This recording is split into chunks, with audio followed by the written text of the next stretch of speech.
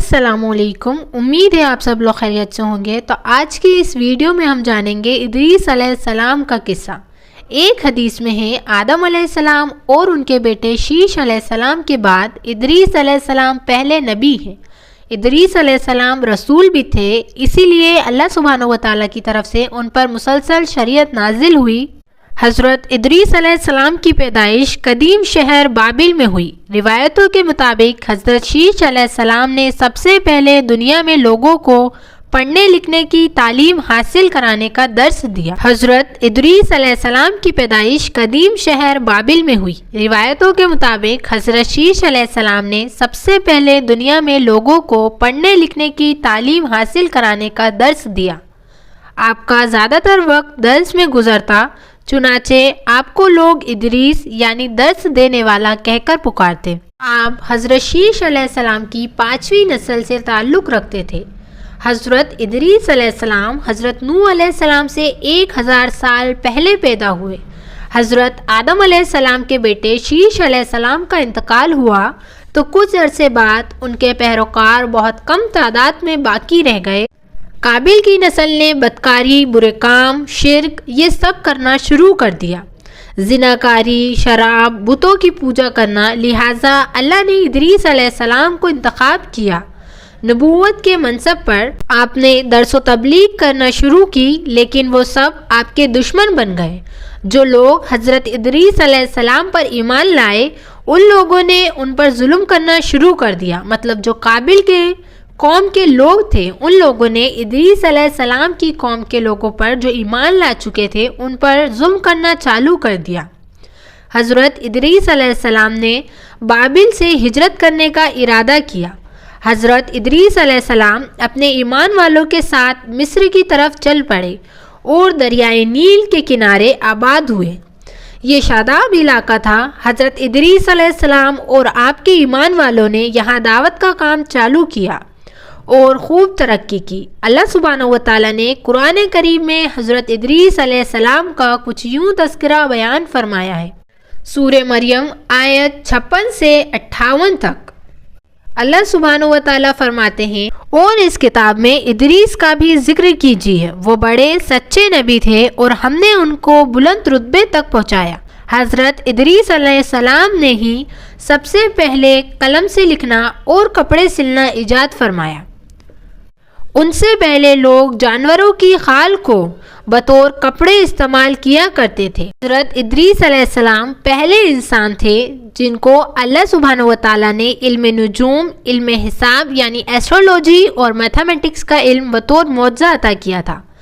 बाज़ रिवायत में आता है कि आपको 72 ज़बानों का इल्म भी था। दुनिया की तमाम कदीम ज़बान मसलन अरबी, लैटिन, यूनानी, हर तरह की ज़बान की बुनियाद आपने ही रखी थी। आयतों में आता है कि चूँकि बनी काबिल आप पर हमले किया करते थे तो इदरीस अलैहिस्सलाम ने असलाहा बनाए और उनसे कई बार खून रेजी जंग भी लड़ी। हज़रत इदरीस अलैहिस्सलाम ने 365 साल की उम्र पाई।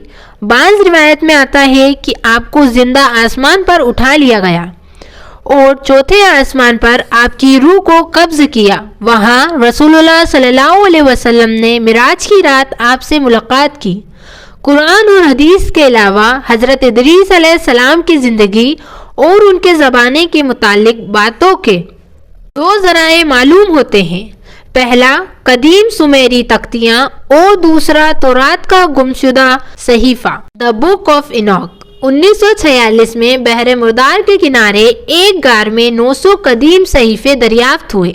ये वही सहीफ़े हैं जो हज़रत इदरीस अलैहिस्सलाम पर नाजिल हुए। उन सहीफ़ों में बड़ा सहीफ़ा तौरात के गुमशुदा हिस्से का था, जिसे आज सब द बुक ऑफ इनॉक कहते हैं, जिसमें तारीफ़ इंसानी की एक मुख्तलिफ निशानी है, जिसमें हज़रत नूह अलैहिस्सलाम के ज़माने के वाक़ियात लिखे हुए हैं। इस सहीफ़े में एक ख़ास किस्म की मखलूक का जिक्र मौजूद है जिन्हें द वॉचेस कहा गया है। इंजील में इन्हें द फॉलन एंजल कहा गया है।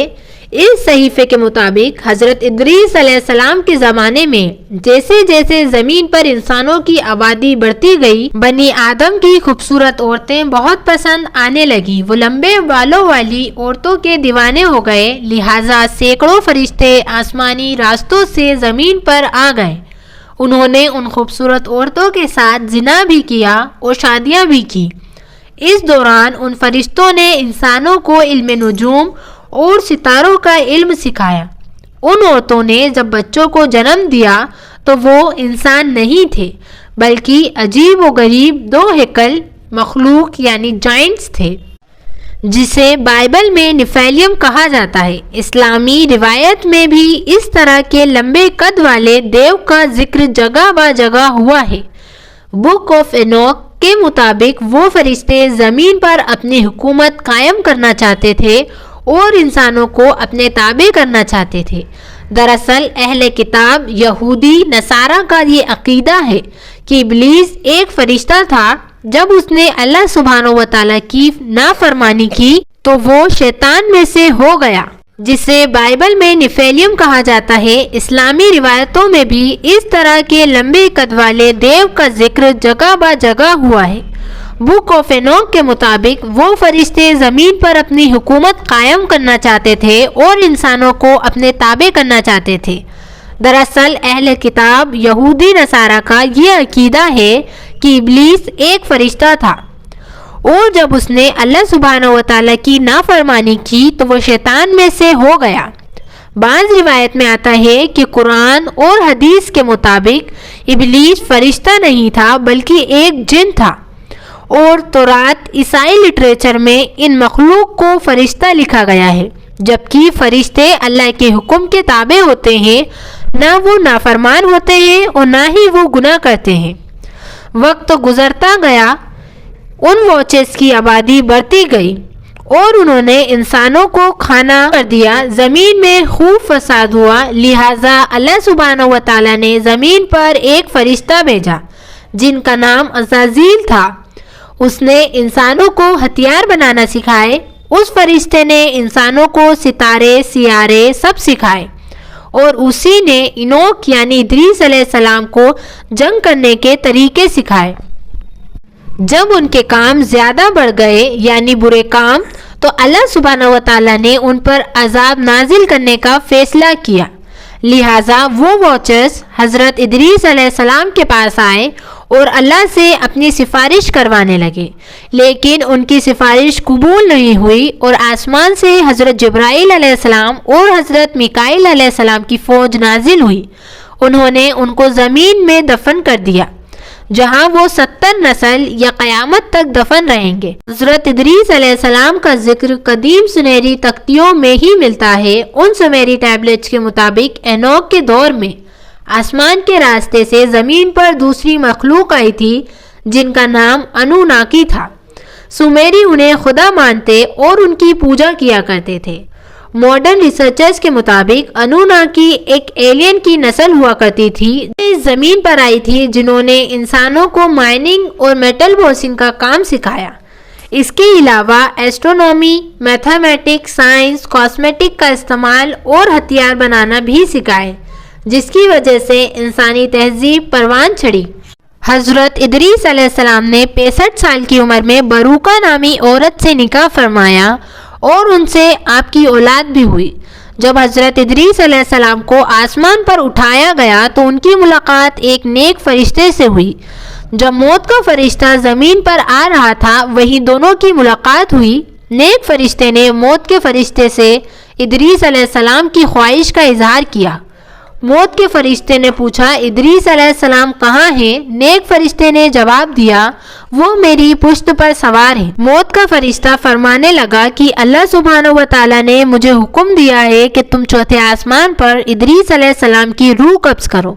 اس لیے میں حیرت میں تھا کہ یہ کیسے ممکن ہے، ادریس علیہ السلام تو زمین پر ہے۔ اتنا کہتے ہی موت کے فرشتے نے ادریس علیہ السلام کی روح قبض کر لی۔ اسی طرح اللہ نے ادریس علیہ السلام کو بلند مقام پر اٹھا لیا۔ دعا ہے اللہ ہمیں انبیاؤں کی زندگی سے سبق سیکھنے کی توفیق عطا کرے۔ امید ہے آج کے اس بیان میں بھی آپ نے بہت کچھ سیکھا ہوگا۔ السلام علیکم ورحمۃ اللہ وبرکاتہ.